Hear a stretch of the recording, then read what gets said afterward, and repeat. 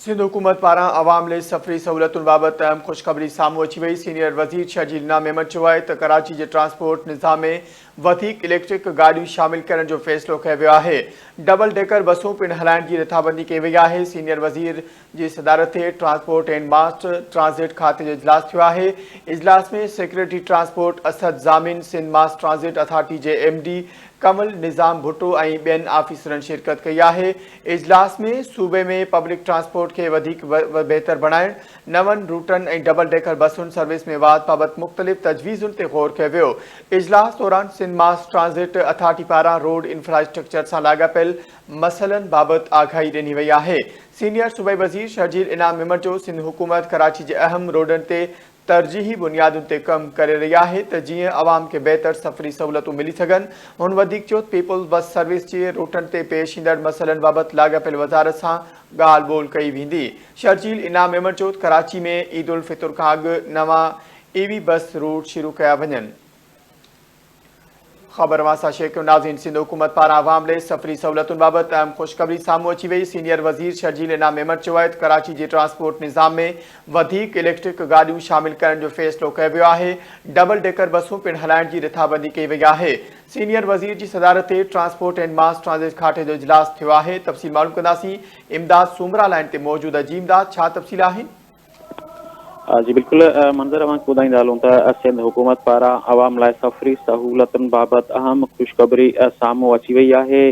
Senior सूबाई वज़ीर शर्जील इनाम मेमन चयो आहे त कराची जे ट्रांसपोर्ट निज़ाम में वधीक इलेक्ट्रिक गाॾियूं शामिल करण जो फ़ैसिलो कयो आहे, जॾहिं त डबल डेकर बसूं बि हलाइण जी रिथाबंदी कई वई आहे।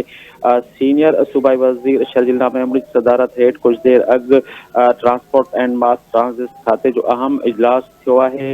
इजलास में सेक्रेटरी ट्रांसपोर्ट असद ज़ामिन, सिंध मास ट्रांज़िट अथॉरिटी जे MD कमल निज़ाम भुट्टो ऐं ॿियनि अमलदारनि शिरकत कई आहे। इजलास में सूबे में पब्लिक ट्रांसपोर्ट खे वधीक बहितर बणाइण, नवनि रूटनि ऐं डबल डेकर बसुनि सर्विस में वाध बाबति मुख़्तलिफ़ तजवीज़ूं ॾिनी वयूं आहिनि, उन ते ग़ौर कयो वियो।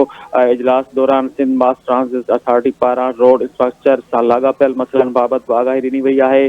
सीनियर सूबाई वज़ीर शर्जील इनाम मेमन चयो त सिंध हुकूमत कराची जे अहम रोडनि ते तरजीही बुनियादनि ते कमु करे रही आहे त जीअं अवाम खे बहितरी सफ़री सहूलतूं मिली सघनि। पीपल्स बस सर्विस जी रूटनि ते पेश ईंदड़ मसइलनि बाबति लाॻापियल वज़ारत सां ॻाल्हि ॿोल कई वेंदी।